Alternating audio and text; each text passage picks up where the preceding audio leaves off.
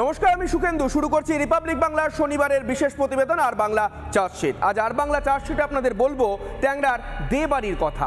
আজ দ্বিতীয় পর্ব।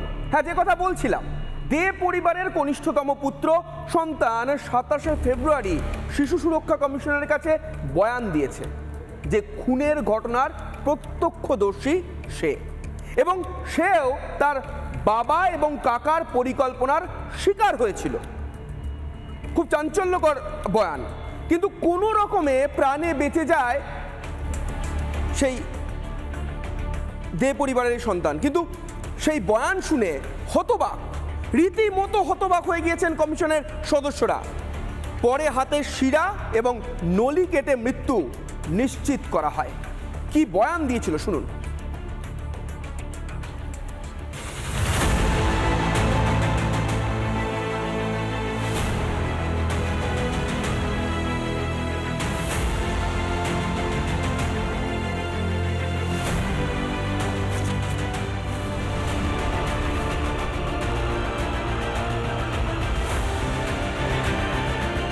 চোখের সামনে তিনটি খুন, চোখ ফেটে জল বেরিয়ে এলেও সেই দৃশ্য দেখতে হয়েছিল শিলনেনের নাবালককে। পায়েসে ঘুমের ওষুধ মেশানো থেকে শ্বাসরোধ, পরে হাতের শিরা গলার নলি কেটে দগ্ধে দগ্ধে মারা হয়েছিল বাড়ির দুই পুত্রবধূ ও এক নাবালিকাকে। বাধা দেওয়ার চেষ্টা করেও লাভ হয়নি। 18ই ফেব্রুয়ারির সেই ঘটনার বিবরণ দিতে গিয়ে গলা কাঁপল দে পরিবারের কনিষ্ঠতম সদস্যের। একটু একটু করে সংগঠিত হওয়া অপরাধকে প্রত্যক্ষ করেছিল নাবালক। তো কাকা ওর মুখের উপরে বালিশ চাপা দিয়ে রেখেছিল যাতে ও মরে যায়। বললো আমি ভান করলাম যে আমি মারা গেছি, আমি অনেকক্ষণ নিঃশ্বাস ধরে রাখতে পারি, এবং সেই জন্য কাকা ভাবলাম আমি মারা গেছি, নিয়ে চলে গেল ওখান থেকে, আমাকে ফেলে রেখে চলে গেল। তাই ও বেঁচে গেছিল। তো কিন্তু ওর মধ্যে আমি কোনো বিটারনেস দেখিনি, ওর মধ্যে একটা কষ্ট আছে যে আমাদের ব্যবসাটা দাঁড়ালো না। ট্যাংরার শিললেনে খুনের ঘটনা ঘটিয়েছিল দে পরিবারের ছোট ছেলে প্রসূন দে। পুলিশ এই কথা জানতে পারলেও এবার তা আরও একবার স্পষ্ট হয়ে গেল নাবালকের বয়ানে। তবে খুনের আগে বাড়ির মহিলাদের সঙ্গে সমঝোতা করেছিল প্রণয় ও প্রসূন দে।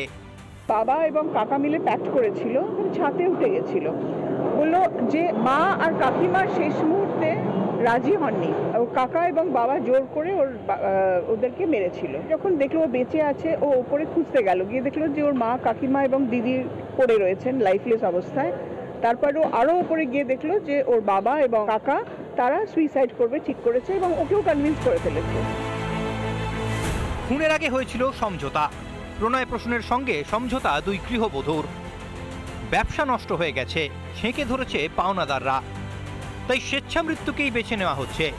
এরপর ছাদে গিয়ে ঝাঁপ মারার চেষ্টা, পরে পায়েসে ঘুমের ওষুধ, কাজ না হওয়ায় বালিশ চাপা দিয়ে খুন, পরে হাতের শিরা ও নলি কেটে মৃত্যু নিশ্চিত।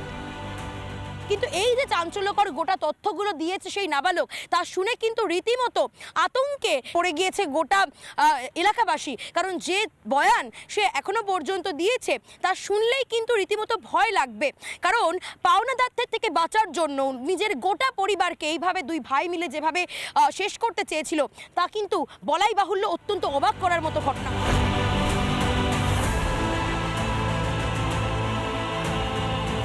সংগঠিত অপরাধ এতটাই বড় আকারে দানা বেঁধেছিল যে সিনেমার চিত্রনাট্যও এখানে হার মেনে যায়। ট্যাংরা কাণ্ডের তদন্তে একের পর এক প্রশ্নের জবাব খুঁজছেন তদন্তকারীরা। ট্যাংরায় প্রণয় প্রসূন ও ওই কিশোরের আহত হওয়ার পরও হাসপাতালে আসেননি তাদের কোনো পরিচিত বা আত্মীয়। এই ধরনের অপরাধের সঙ্গে যারা যুক্ত থাকেন তাদের মন নিয়ে উঠছে হাজারো প্রশ্ন। মনস্তত্ত্ব বিচার করতে গেলে শুধুমাত্র টেকেন ফর গ্রান্টেড বা ফেস ভ্যালু দিয়ে সেটা বিচার করা যায় না। সেই মানুষটির কি ঘটছে, তার প্রত্যেকটা যে ট্রেড, ক্যারেক্টার, পার্সোনালিটি এবং সময় বিশেষে তার যে অ্যান্টিসিডেন্ট ফ্যাক্টরগুলো, vulnerable to suffer from the stress and trauma, এই দিকগুলো কিন্তু পর্যালোচনা করা অত্যন্ত প্রয়োজন। ব্যক্তিত্বের বিকৃতির ভয়ঙ্কর রূপ সাইকোপ্যাথি। দু ধরনের আবেগের মধ্যেই লুকিয়ে থাকে সর্বনাশের বিষ। কোনো লজ্জাবোধ নেই এদের মধ্যে। বন্ধু বা শুভাকাঙ্ক্ষীর অভিনয় করে বিশ্বাস অর্জন, ভালোবাসা ও সমবেদনার নিখুঁত অভিনয় করতে পারে এরা। নিজের স্বার্থে ব্যবহার করে অন্যকে। এই ইনভেস্টিগেশনে যা যা এভিডেন্স পাওয়া যায় সেটা যদি ঠিকমতো তাকে মানে মানাটা গেঁথে নেওয়া যায়, তাহলে সেক্ষেত্রে যেটা হবে যে যে অপরাধী যতই চালাক হোক না কেন বা যতই মিথ্যার আশ্রয় নিক না কেন, আলটিমেটলি সত্যিটা বেরিয়ে যায়। অপরাধী মুখোমুখি হতে পারে নিজের বিবেকের অন্ধকার থেকে আলোয় ফেরার জন্য ব্যাকুল হয়ে উঠতে পারে মন। সমীক্ষা বলছে এই ব্যাকুলতাই এখন প্রধান হয়ে উঠেছে এবং প্রণয় ও প্রসূনদের মধ্যেও কিন্তু দেখা যাচ্ছে এই ব্যাকুলতা। রিপাবলিক বাংলা। ভয়ঙ্কর সব তথ্য পাচ্ছেন তদন্তকারীরা। প্রাথমিক তদন্ত শেষ, এবার দুই ভাইকে মুখোমুখি বসিয়ে জেরা করার পরিকল্পনা। জেরা করলেই বাকিটা বেরিয়ে আসবে বলে মনে করা হচ্ছে। তিলে তিলে খুনের যে ছক কষেছিল দেবাড়ির দুই ছেলে, সেই পরিকল্পনা এবং পরিকল্পনা রূপায়ণ কার অনুপ্রেরণায় করা হয়েছিল সে কথাই জানতে চাইছেন গোয়েন্দারা। তদন্তে চাঞ্চল্যকর তথ্য উঠে এসেছে পুলিশের হাতে।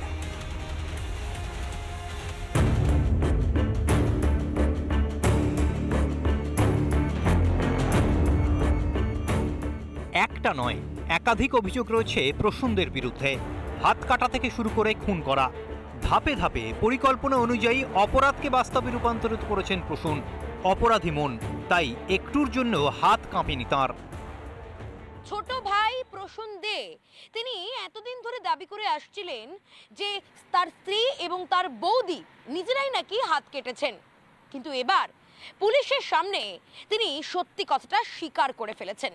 তিনি জানিয়েছেন যে না, তিনি নিজে স্ত্রী আর তার বৌদির হাত কেটেছেন, সত্যিটা স্বীকার করেছেন তিনি। তাহলে এবার কি ট্যাংরা কাণ্ডের কিনারা করতে পারবে পুলিশ? প্রসূনদের বয়ান খুবই গুরুত্বপূর্ণ। খুনের প্রতিটা পদক্ষেপ জানার চেষ্টা, প্রণয়দের ভূমিকাও জানার চেষ্টা। রমিদে ও সুদেষ্টাদের হাত কে কেটেছিল? স্ত্রীদের বৃত্ত বাসনার উপরে বোধহয় তারা ক্ষুব্ধ ছিল, কারণ স্বামীদের মধ্যে যখন নাকি অশান্তি হচ্ছিল, আর্থিক অনটন ছিল, তারা কিন্তু স্বামীকে সেই মুহূর্তে তার পাশে এসে দাঁড়ায়নি। আরও অর্থের প্রলোভন, তারা যে ল্যাভিশলি ক্যালকাটা ক্লাব থেকে শুরু করে বিভিন্ন ক্লাবগুলো মেম্বারশিপ, সেখানে আরও ভালোভাবে খরচ করার মধ্যে বোধহয় ওরা তাদের মধ্যে কিন্তু আজকে ইনস্টিগেট ছিল এবং এই কারণেই বোধহয় আজকে হত্যাটা করেছে। ট্যাংরার ঘটনায় প্রথম থেকেই পুলিশের আতশ কাচের তলায় ছিলেন দুই ভাই প্রসূন এবং প্রণয় দে। এবার তদন্তকারীদের কাছে স্বীকারোক্তি প্রসূনদের। রমি নিজেই হাত কাটার চেষ্টা করেন, কিন্তু আতঙ্কে তা করতে পারেননি তিনি। পরে বালিশ চাপা দিয়ে হাত কাটা হয়। বৌদি সুদেষ্টার হাত তিনি কাটেন। এই তথ্যটি অনেক গুরুত্বপূর্ণ, তবে জেরা করলে সার্কামস্টেন্সিয়াল এভিডেন্স থেকে আমার মনে হয় এগুলো বের করে আসা সম্ভব এবং অবশ্যই প্রকৃত সত্য উদ্ঘাটিত হবে। কারণ এই মুহূর্তে যে দুজন প্রণয় প্রসূনবাবু, তারাও কিন্তু একটা ইম্পর্টেন্ট উইটনেসের রোল প্লে করবেন। গোটা হাত কাটার প্ল্যানটাই নাকি ছোট ভাই প্রসূনদের ছিল। শুধুমাত্র তাই নয়, তিনি নাকি ভয় পেয়েছিলেন, রক্ত দেখে তিনি ভয় পেয়ে গিয়েছিলেন, তিনি নিজে হাত কাটতে পারেননি, স্ত্রী এবং বৌদির হাত কেটে দিয়েছিল। তবে এখনই এই মামলাকে ক্লোজ করতে চাইছে না লালবাজার। নাবালকের দাবি এবং প্রণয় ও প্রসূনদের দাবি মিলিয়ে দেখছেন গোয়েন্দারা। বেশ কিছু জায়গায় অসঙ্গতি থাকলেও মিল রয়েছে একাধিক বয়ানে। এই দাবির সঙ্গে বাস্তবের কোনো মিল নেই, কারণ বাড়ি থেকে এমন কোনো জিনিস পাওয়া যায়নি যাতে প্রদীপের যোগাসন অভ্যাসের কোনো প্রমাণ মেলে। এমনকি তার দাবি মতো কোনো যোগা ম্যাটও উদ্ধার হয়নি। শুধু পাওয়া গিয়েছে দুটি জিম ব্যাগ, যা প্রণয় ও প্রসূনের ছিল। আরও কিছু আমরা জানি, মানে আরও কিছু ফ্যাক্টস আমরা জানি। তো মানে আমাদের জন্য শুধু ওই কাট ইঞ্জারির উপর কনসেন্ট্রেট করা মুশকিল হবে, বিকজ আমরা জানি আরও কিছু আছে ওর মধ্যে। তো সেই জন্য that is one of the part, but শুধু ওটাই আছে এটা বলা মুশকিল হবে। পাশাপাশি নাবালক দাবি করেছে তার বাবা ও কাকা ছাদ থেকে ঝাঁপ দিয়ে আত্মহত্যার চেষ্টা করেছিল, কিন্তু পুলিশের তদন্তে এমন কোনো প্রমাণ মেলেনি। সব মিলিয়ে নাবালকের কথাকে পুরোপুরি মেনে নিতে রাজি নন তদন্তকারীরা। দাবি হয় সে কথা বদল করছে, নয়তো কিছু গোপন করছে। এমনও হতে পারে সে বাবা কাকার শিখিয়ে দেওয়া বলেই বলছে। সব সম্ভাবনা খতিয়ে দেখে তদন্ত চালিয়ে যাচ্ছে পুলিশ। রিপাবলিক বাংলা। অভিনব সব কায়দা অনুসরণ করেছিল দে পরিবারের সদস্যরা। এক তো ওষুধ কেনা হয়েছিল কোন দোকান থেকে তার খোঁজ করছেন তদন্তকারীরা। এছাড়াও পায়েস খেতে গিয়ে যাতে ওষুধের গন্ধ না লাগে তার জন্য নিম আর তুলসী পাতা মেশানো হয়েছিল ওই পায়েসে। আসুন দেখে নি ঠিক কি ঘটনা, কি বলেছে পায়েসে কেন নিম এবং তুলসী? পায়েসে নিম পাতা এবং তুলসী পাতা মেশানো হয় সূত্র মারফত এমনটাই খবর পাওয়া গিয়েছে। ঘটনার 3 দিন আগে থেকে পায়েস খাওয়ার অভ্যাস তৈরি করানো হয়। অরুচি কাটাতে এই দুই পথ্যের ব্যবহার, অর্থাৎ নিম এবং তুলসীর ব্যবহার অরুচি কাটাতে। তদন্তকারীদের দাবি ওষুধের গন্ধ কাটাতে এই ভেষজের প্রয়োগ করা হয়েছিল। এমনকি মেয়েকে মারতে একাধিক ওষুধও মেশানো হয়েছিল। মেয়েকে মারতে একাধিক ওষুধ যেমন মেশানো হয়েছিল, সেই ওষুধ মিশিয়ে তৈরি হয় বিষ। রাংতা খুলে বিষাক্ত পদার্থ পায়েসে মেশানো হয় 17 তারিখ। অনুমান প্রেশারের ওষুধ, কড়া ঘুমের ওষুধ মেশানো হয় পায়েসে, অর্থাৎ পায়েসে কড়া ঘুমের ওষুধ এবং একই সঙ্গে প্রেশারের ওষুধ। প্রমাণ লোপাট করতে রাংতা ফেলে আসা হয় অন্যত্র, অর্থাৎ প্রমাণ লোপাট করতে এই রাংতা অন্যত্র ফেলে রাখা আসা হয়। যদি রাজসাক্ষী হয়ে যায় দে পরিবারের কনিষ্ঠতম সদস্য, তাহলে তার নিস্তার নেই দে ভাইদের। খুনের পরিকল্পনা থেকে শুরু করে দুর্ঘটনার ছক সবটাই প্রমাণিত হয়ে যাবে। তবে দে ভাইদের সঙ্গে নাবালকের বয়ান, দুটোতেই কিছু অসঙ্গতি রয়েছে বলে মনে করছে পুলিশ। দেনার দায় যিনি দেনা করেননি তার উপর কিভাবে বর্তায়, এই জটটাই এখন কাটানোর চেষ্টায় গোয়েন্দারা, এমনটাই দাবি করছেন অভিযুক্তরা।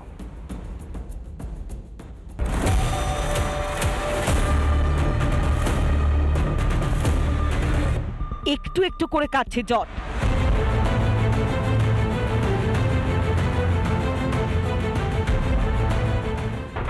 ট্যাংরায় 2 মহিলাকে ধারালো অস্ত্র দিয়ে হাত গলা কেটেছিল প্রসূনী। এই স্বীকারোক্তি পেতেই অন্য আরো এক প্রশ্ন ভাবিয়ে তুলেছে গোয়েন্দাদের। প্রণয়ের নাবালিকা কন্যাকে খুন করল কে? এখন এ প্রশ্নই ভাবিয়ে তুলেছে তদন্তকারীদের।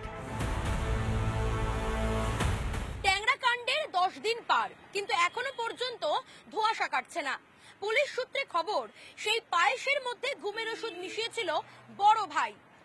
এবং সবথেকে বড় বিষয় হচ্ছে এই পায়েস যে ঘুমের ওষুধ যেখানে মেশানো হয়েছিল সেই পায়েসে ওষুধের গন্ধ থাকায় স্ত্রী, বৌদি এবং নাবালিকা সেই পায়েস খেতে পারেননি। আর এখান থেকেই প্রশ্ন উঠছে, তাহলে এই তিনজন, এই দে পরিবারের 3 জন সদস্যকে কে খুন করলো? বড় ভাই, ছোট ভাই, 2 ভাই মিলে খুন করলো, নাকি কোনো একজন? এদিকে এই 2 ভাই প্রণয় এবং প্রসূনকে গ্রেফতার করবার জন্য প্রস্তুত লালবাজার। একটু সুস্থ হলেই তাদের নিজেদের জিম্মায় নিয়ে জিজ্ঞাসাবাদ করবে পুলিশ, এমনটাই সূত্রের খবর। অন্যদিকে 17 এবং 18 তারিখ রাতে চিত্ত নিবাসে ঠিক কি ঘটেছিল তা নিয়েও চলছে তোলপাড়। খানিকটা আন্দাজ করতে পারলেও এখনো ঘটনার পুনর্নির্মাণ করতে পারেনি পুলিশ। ওরা যেটা বলছে ওটাই ঠিক আছে, মানে ওরা যেটা বলছে it has to be matched with the, মানে যেখানে বডি পাওয়া গেছে, অ্যান্ড বিকজ 2 of them আর অলরেডি ইন দ্য হসপিটাল, তো রিকনস্ট্রাকশনে একটু আমাদের অসুবিধা হচ্ছে। ওরা যখন সুস্থ হবে পিওতে নিয়ে আসা হবে, ওখানে ওরা দেখিয়ে দেবে, তখন একটু ভালো করে বোঝা যাবে। ভারতীয় ন্যায় সংহিতার 103-এর 1 নম্বর ধারা, আপাতত এই ধারায় মামলা রুজু। কাউকে হত্যা করলে মৃত্যুদণ্ড বা যাবজ্জীবনের কারাদণ্ড। যদি 5 বা ততোধিক ব্যক্তি সম্মিলিতভাবে হত্যায় জড়ায়, সেই দলের বা সব সদস্যের মৃত্যুদণ্ড বা যাবজ্জীবন কারাদণ্ড। তো দেখুন, রাজসাক্ষী মানেই হচ্ছে কিন্তু দোষ স্বীকার করে নেওয়া। এই দোষ স্বীকার করে নিলে হয়তো আদালত, যিনি দোষী নিজেকে দোষ স্বীকার করছেন, সেখানে হয়তো একটু শাস্তি দানের প্রক্রিয়ায় একটু নমনীয় হতে পারেন। কারণ প্রবেশন অফ গুড কন্ডাক্ট বলে একটা কথা আছে, তিনি দোষ স্বীকারই করে নিচ্ছেন, তার জন্য তার ট্রায়ালের প্রয়োজন হয় না, তার আগেই at the time of framing of charge তাকে সাজা দেওয়া যায়। তো সেই জন্য সেটা অনেকটা গুরুত্বপূর্ণ একটা অধ্যায়। ট্যাংরা কাণ্ডের তদন্তে নেমে হাতে এসেছে আরো একাধিক তথ্য।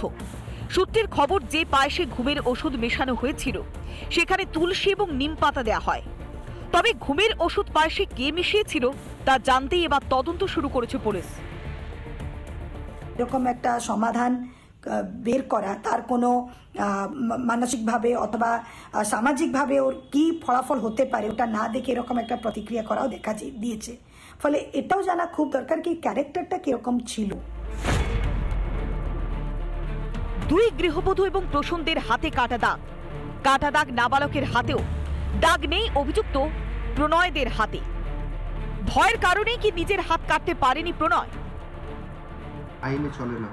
আইন তার নিজস্ব গতিপথ আছে, সেই গতিপথ অতিক্রম করবে।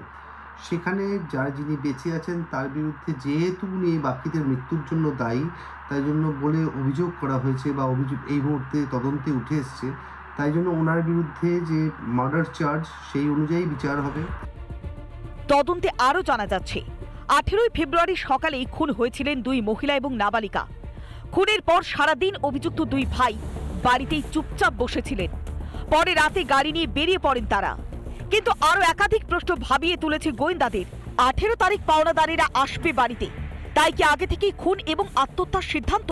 টাকা নেই তবুও কেন বিলাসবহুল জীবনযাপন?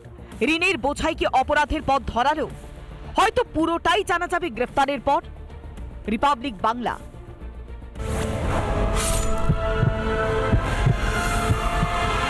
নানা ধরনের কন্টেন্ট দেখার জন্য লাইক করুন, শেয়ার করুন আমাদের ফেসবুক পেজ, সাবস্ক্রাইব করুন আমাদের ইউটিউব চ্যানেল। পাশাপাশি অন্যান্য ব্রেকিং নিউজের জন্য অবশ্যই চোখ রাখুন রিপাবলিক বাংলায়।